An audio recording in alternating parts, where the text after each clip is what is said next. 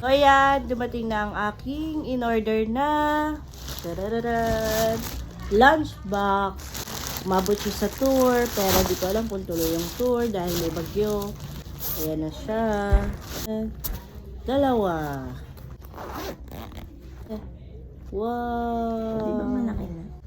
Wow! Ang ganda nung insulated yung kanyang lagayan. Ang ganda sa akin, tapos isa sa sister ko. Pero ihiramin ko to. Isa. Ang ganda niya. Tapos naka-plastic siya pagka, ano niya, and then ito, insulated.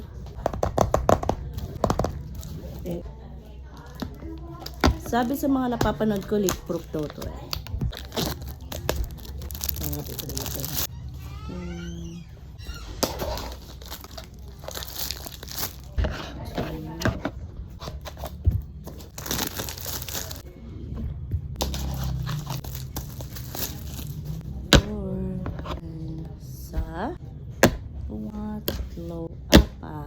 Ito guys, tingnan nyo.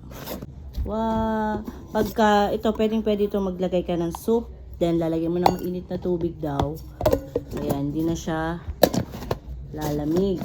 Ayan. Ito yung pang sa ulam kasi mas mataas siya compared dito. Ayan. Super aesthetic. Tama-tama umabot sa tour. Ito yung gagamitin namin baunan ng aking anak. Ngayon, itest natin siya kung leak-proof. Wait, kung leak-proof.